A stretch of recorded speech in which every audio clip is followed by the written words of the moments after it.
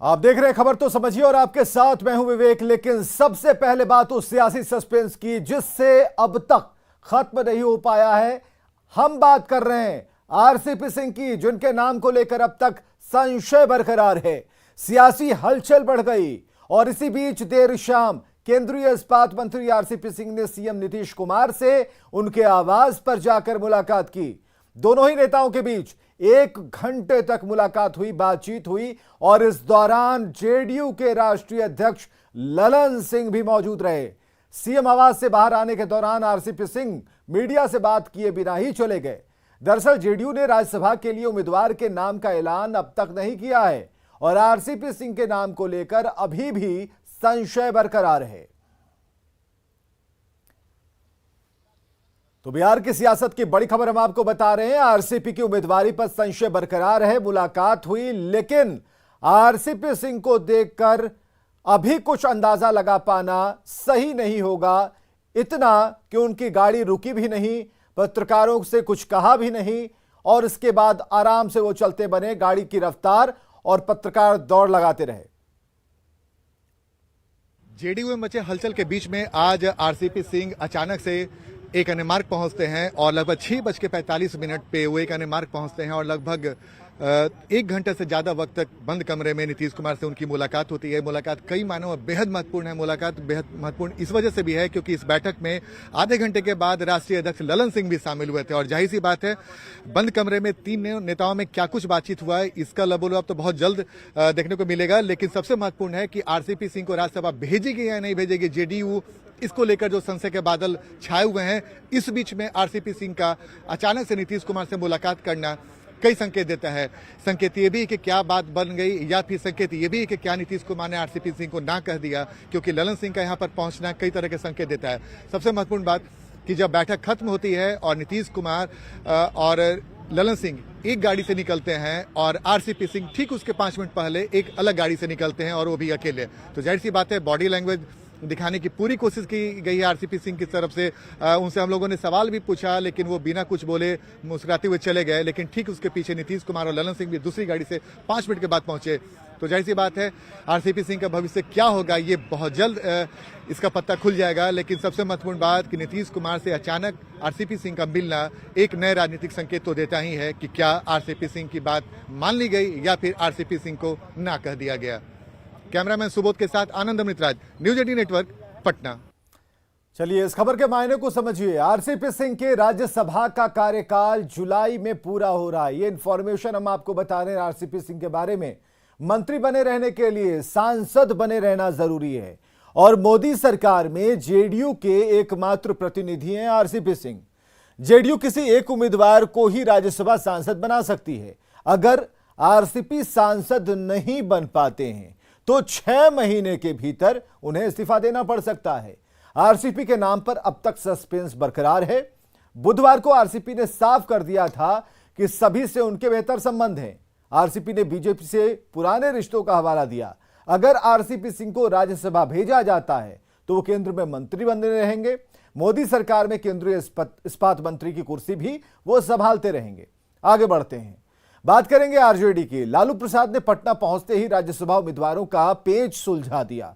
मीसा भारती और फैयाज अहमद को टिकट दे दिया गया। मतलब आरजेडी ने एक बार फिर एमवाई समीकरण पर भरोसा जताया है। जिंदाबाद।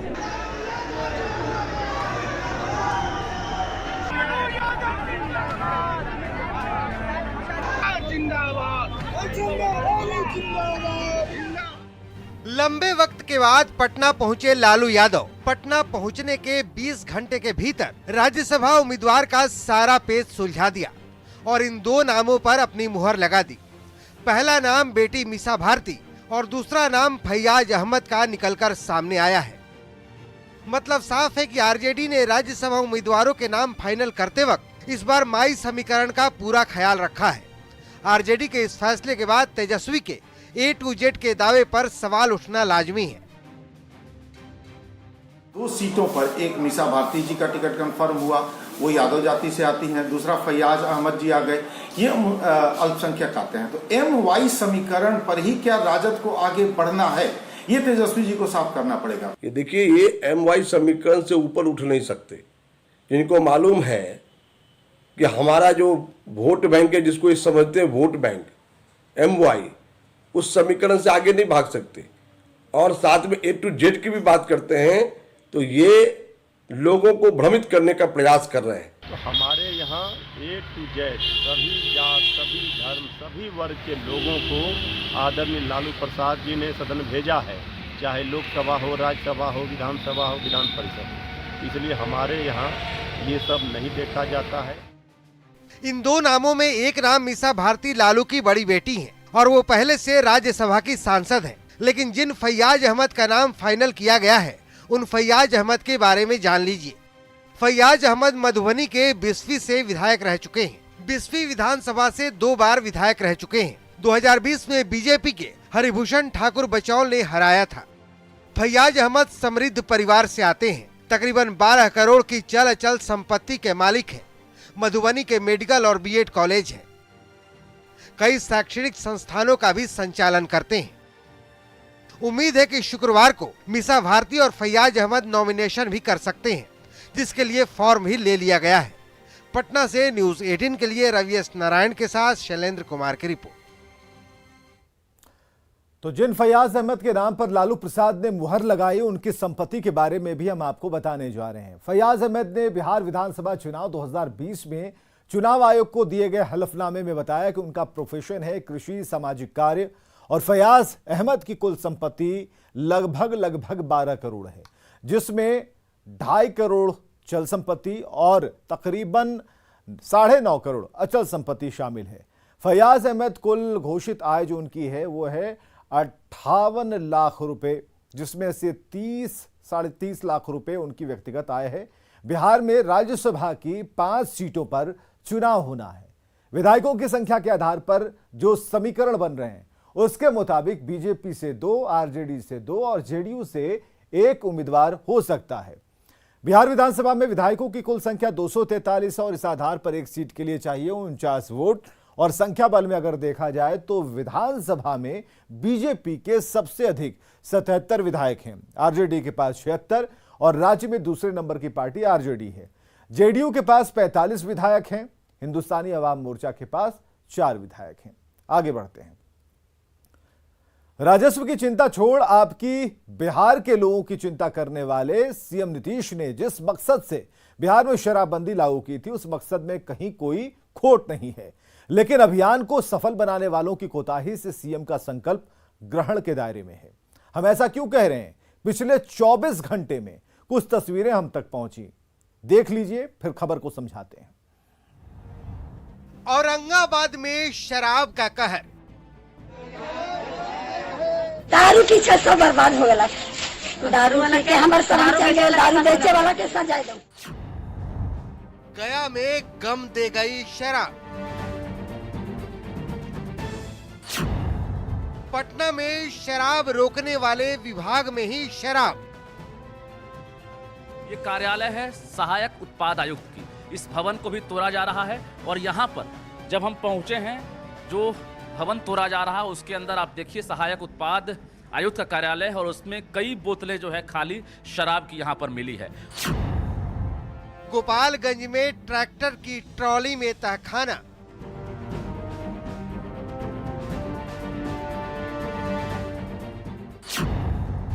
मुजफ्फरपुर में डाक पार्सल में शराब।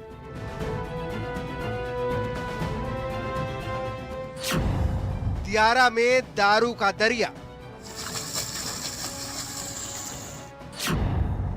लेकिन वसूली में मशगूल है पुलिस।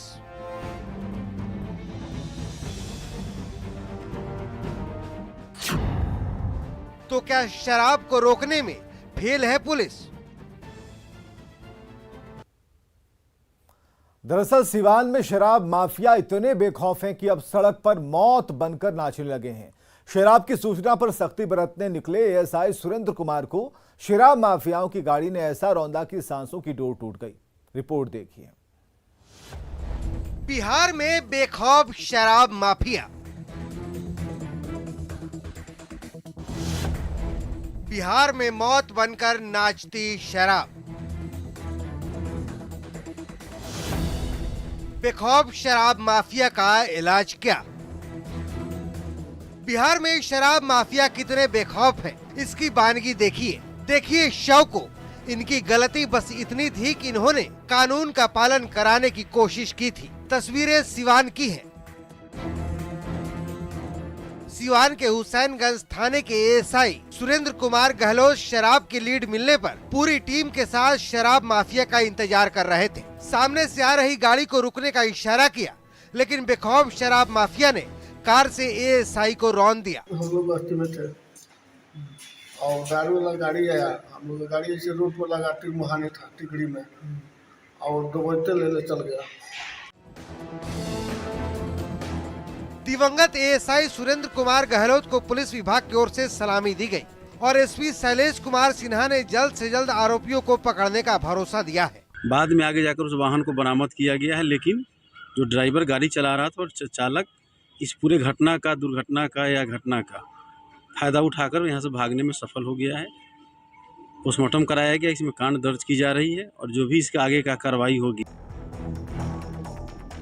एक तरफ सिवान में शराब माफिया ने एएसआई की जान ले ली, तो दूसरी तरफ मुजफ्फरपुर के सकरा में 30 लाख से अधिक की शराब जब्त की गई और एक शराब माफिया को गिरफ्तार किया गया। लेकिन सवाल है कि कब तक चलता रहेगा शराब का काला कारोबार? क्या शराब माफिया इतने बेखौफ हैं कि उन्हें पुलिस का भी डर नहीं है?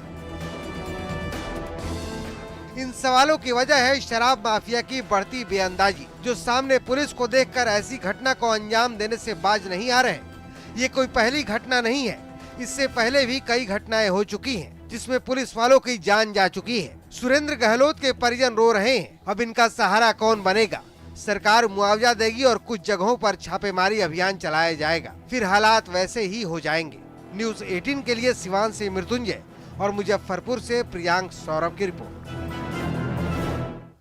तो ऐसा नहीं है कि पुलिस पर शराब माफिया ने पहली बार जान लेने की कोशिश की, हमला किया हो। इससे पहले भी कई ऐसी वारदातें हो चुकी हैं। तारीख दर तारीख देखिए कि 24 फरवरी 2021 को सब इंस्पेक्टर दिनेश राम शहीद हो गए थे। चौकीदार को भी माफिया ने गोली मारी थी और इससे पहले 28 नवंबर 2017 को बिहार मिलिट्री पुलिस के हवलदार अनिल कुमार शहीद हुए थे। वारदात के वक्त दोनों ओर से करीब 50 राउंड गोलियां चली थी। अपराधियों ने पुलिस पर AK-47 से फायरिंग की थी। 15 दिसंबर 2018 एएसआई दीनानाथ सिंह शहीद हुए थे। 24 मई 2022 को शराब माफिया की गाड़ी ने एएसआई सुरेंद्र कुमार को चपेट में लिया और उनकी मौत हो गई। आए दिन पुलिस पर शराब तस्करों के हमले की खबर आती रहती है, तो सवाल है कि क्या पुलिस का इकबाल खत्म हो गया और क्या शराब माफिया में पुलिस का खौफ नहीं है? आगे बढ़ते हैं। अगर आप बिहार में हैं या फिर देश के किसी भी कोने में, आपको हर छोटे बड़े काम के लिए बीडीओ दफ्तर का चक्कर लगाना पड़ता है। बिना बीडीओ के सिग्नेचर के आपका काम नहीं होता। बस इसी ताकत का फायदा कुछ घूसखोर अधिकारी उठा रहे हैं। न्यूज़ 18 की खबर का बड़ा असर।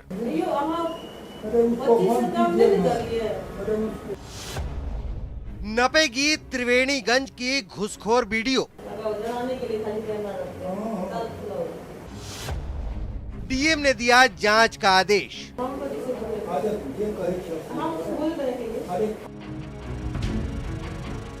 सुपौल के डीएम ने घुसखोरी के खिलाफ न्यूज़ 18 पर खबर चलने के बाद त्रिवेणीगंज की वीडियो के खिलाफ जांच का आदेश दे दिया है। डीडीसी से 24 घंटे में जांच रिपोर्ट मांगी गई है। विस्तृत जांच के लिए अभी डीडीसी की अध्यक्षता में कमेटी बनाई गई है।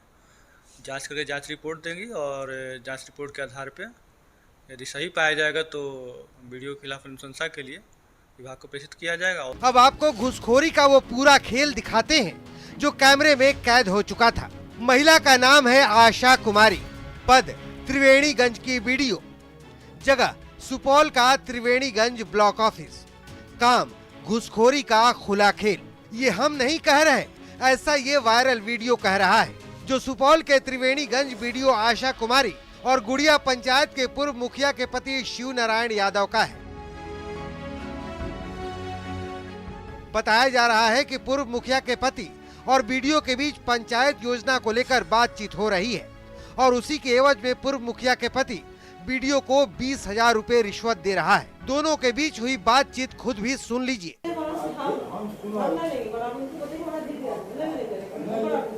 हम नहीं देंगे उनको। आप लीजिए महाराज, अरे ये कहे अरे आप लीजिए पहले, मैं देंगे तो आपके हाथ में देंगे। ना 10 लाख का फाइल खोले, 10 लाख का बिल 30 लाख का खोले। कहाँ थे आप? कहाँ थे आप? ना आप थे। हैरानी की बात यह है कि दोनों को सीसीटीवी कैमरे का भी डर नहीं है। बेखौफ होकर प्रखंड विकास पदाधिकारी के दफ्तर में रिश्वत का खेल चल रहा है। लेकिन जब इस पैसे के खुले खेल पर सवाल हुआ तो आशा कुमारी जवाब देने से कन्नी काट गई। ये लेन देन का एक वीडियो मैडम सोशल मीडिया पे खूब वायरल हो रहा है अभी आपका। हम इसके संबंध में जानेंगे उसकी रुपये पैसे का खुला खेल हुआ, वीडियो वायरल है और न्यूज 18 ने इस खबर को प्रमुखता से दिखाया, जिसके बाद डीएम ने जांच के आदेश दे दिए। लेकिन इंतजार है कार्रवाई का। देखते हैं घुसखोर वीडियो पर कब तक कार्रवाई होती है। न्यूज 18 के लिए सुपौल से अमित कुमार झा की रिपोर्ट। वीडियो का मतलब होता है प्रखंड विकास पदाधिकारी। किसी भी जिले में डेवलपमेंट का प्लान और इंप्लीमेंटेशन का काम वीडियो का होता है। वीडियो ही सभी परियोजनाओं को जमीन पर उतारता है। आप हो या कोई और, हर किसी को अपने क्षेत्र के प्रखंड, जिसे ब्लॉक बोलते हैं, उसकी जरूरत पड़ती है। प्रखंड के दफ्तर में बिना वीडियो के सिग्नेचर के काम नहीं हो पाता। लिहाजा इसी ताकत का फायदा अधिकारी उठाते हैं, काम के बदले मोटी रकम वसूलते हैं, जैसा कि वायरल वीडियो से जाहिर भी होता है। ट्रांसपेरेंसी इंटरनेशनल की रिपोर्ट के मुताबिक करीब 39% भारतीय मानते हैं कि उन्होंने अपना काम करवाने के लिए रिश्वत का सहारा लिया। और रिपोर्ट के मुताबिक देश के ज्यादातर लोगों का मानना है कि पुलिस और स्थानीय अफसर रिश्वत लेने के मामले में सबसे आगे हैं और यह करीब 46% है। चलिए आगे बढ़ते हैं अब उस खबर की जिसने सीना चौड़ा, जिसे देखकर हो जाता है। भारतीय नौसेना ने एक गाइडेड मिसाइल का सफल परीक्षण किया है। तो ये पनडुब्बी रोधी स्टेल्थ मिसाइल दुश्मन पर छुपकर वार करने में सक्षम है। वीडियो में दिखाया गया है कि सतह से हवा में मार करने वाली anti submarine stealth frigate missile ने निचली सतह पर एक लक्ष्य को निशाना बनाया।